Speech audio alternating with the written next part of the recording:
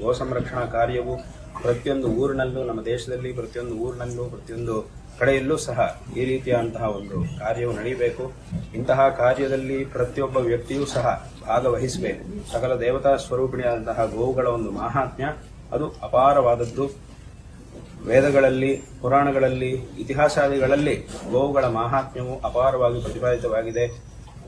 ಮಹರ್ಷಿಗಳು ಮೊದಲಾದಂತಹ ಮಹಾಪುರುಷರೆಲ್ಲರೂ ಸಹ ಗೋವುಗಳ ಒಂದು ಸೇವೆಯನ್ನು ಮಾಡಿದ್ದಾರೆ, ಗೋ ಸಂರಕ್ಷಣೆಯನ್ನು ಮಾಡಿದ್ದಾರೆ. ಗೋವುಗಳ ಸೇವೆಯನ್ನು ಮಾಡಿ ದೊಡ್ಡ ದೊಡ್ಡ ರಾಜ ಮಹಾರಾಜರುಗಳು ಗೋವುಗಳ ಸೇವೆಯನ್ನು ಮಾಡಿ ಗೋದೇವತಾ ಅನುಗ್ರಹದಿಂದ ತಮ್ಮ ಅಭೀಷ್ಟಗಳನ್ನು ಪಡೆದಿರತಕ್ಕಂತಹ ವಿಷಯಗಳನ್ನು ನಾವು ಪುರಾಣ, ಇತಿಹಾಸ, ಕಾವ್ಯ ಮುಂತಾದ ನಮ್ಮ ವೈದಿಕ ವಾಂಗ್ಮಯದಿಂದ, ಸನಾತನ ಕರ್ಮ ವಾಂಗ್ಮಯದಿಂದ ತಿಳ್ಕೊಳ್ಳಬಹುದು. ಶ್ರೀ ಆದಿಶಂಕರ ಭಗವತ್ಪಾದಾಚಾರ್ಯರೂ ಸಹ ತಮ್ಮ ಗ್ರಂಥಗಳಲ್ಲಿ ಒಂದು ವಿಶಿಷ್ಟವಾದಂತಹ ಪ್ರಕರಣ ಗ್ರಂಥವಾಗಿರ್ತಕ್ಕಂತಹ ಪ್ರಶ್ನೋತ್ತರ ರತ್ನಮಾಲಿಕಾ ಅನ್ನುವಂತಹ ಗ್ರಂಥದಲ್ಲಿ ಒಂದು ಪ್ರಶ್ನೆ, ಮಾತಾಚ ಕಾ ಅಂತ ಪ್ರಶ್ನೆ.